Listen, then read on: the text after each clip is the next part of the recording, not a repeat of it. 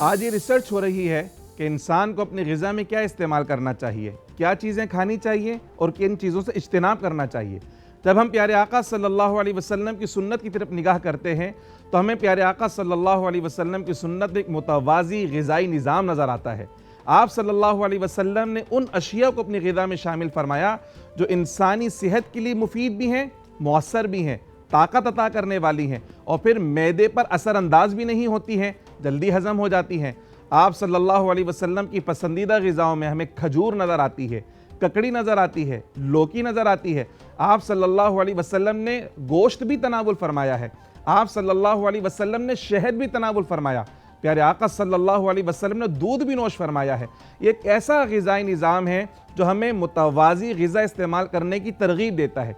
प्यारे आका सल्लल्लाहु अलैहि वसल्लम की एक सुन्नत में आपको बताता चलूँ कि आप सल्लल्लाहु अलैहि वसल्लम को मीठे में खजूर बहुत पसंद थी, लेकिन अम्मा आयशा सिद्दीक़ा फरमाती हैं प्यारे आका की सुन्नत रही कि आप जब खजूर तनावुल फरमाते तो उसके साथ ककड़ी को भी शामिल कर लिया करते, चूँकि खजूर की तासीर गर्म है और ककड़ी की तासीर ठंडी है, तो गर्म तासीर हमारे मैदे पर असर अंदाज ना हो, तो आप सल्लल्लाहु अलैहि वसल्लम ने इन दोनों चीज़ों को शामिल फरमाया और हमें एक ऐसा निज़ाम अता फरमाया कि ना सिर्फ हमें गर्म चीज़ें खानी चाहिए, ना सिर्फ ठंडी चीज़ें खानी चाहिए, बल्कि दोनों को मुतवाज़ी तौर पर इस्तेमाल करना चाहिए, जिससे हमारी सेहत पर बुरे असरात मुरत्तब ना हो।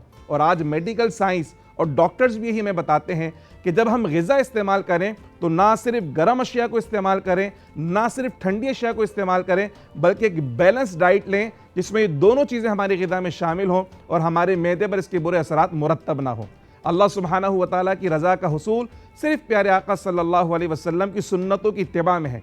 आप सल्लल्लाहु अलैहि वसल्लम की सुन्नतों की इत्तिबा हमारी ज़िंदगी को आसान कर देती है और आखिरत को खुशगवार बना देती है। आप भी प्यारे आका सल्लल्लाहु अलैहि वसल्लम की सुन्नतों को अपनाइए और उसके समरात, फ़यूज़ व बरक़ात जो आपको हासिल हो उससे हमें ज़रूर आगाह कीजिए। जनाब, मेडिकल साइंस तो ये कहती है कि जो भी आपका फ्रेश चीज़ है ना वो खाएं, चाहे सब्जियां हो, चाहे गोश्त हो, चाहे मछली हो। बासी चीज़ों के करीब न जाएं और ख़ुदा के लिए इस गिमिक्स में भी ना आएँ जो आज का ट्रेंड हो गया है कि जंक फूड है।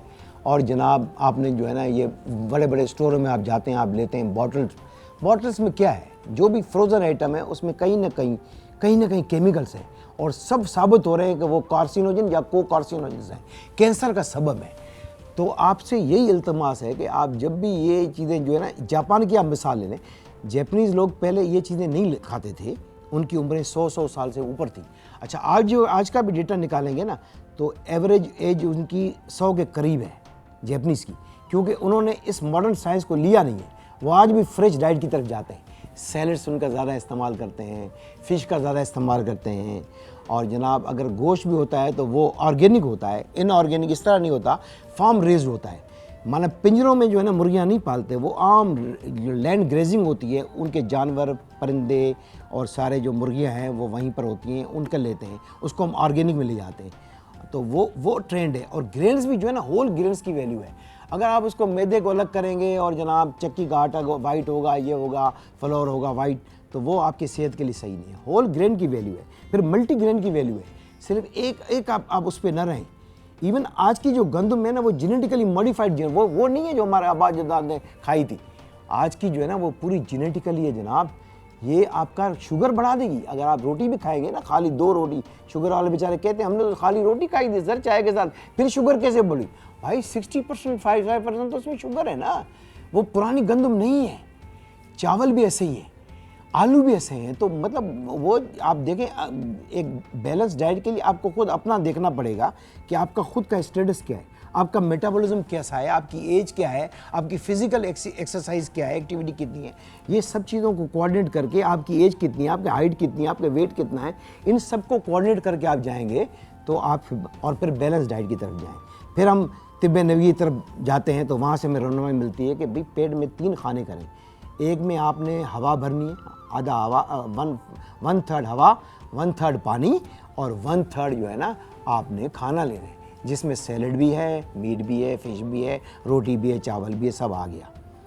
अच्छा, दही का इस्तेमाल ज़रूर करें आप, क्योंकि इसमें जो है ना माइक्रोबायोम है, और माइक्रोबायोम का मतलब प्रीबायोटिक एंड प्रोबायोटिक्स, इसमें माइक्रो ऑर्गेनिज्म होते हैं जो बिलियंस में होते हैं। वो जो आप ले रहे हैं ना, तो वो ये आपका अंदर माइक्रोबायोम डेवलप करेगा, और वो जो माइक्रोबायोम डेवलप करेगा ना, वो कोई 8-10 महीने तक चलेगा, और वो anti bacterial anti fungal chemicals निकालेगा, जो आपके लिए बहुत ज़रूरी है। तो योगर्ट की अपनी वैल्यू है।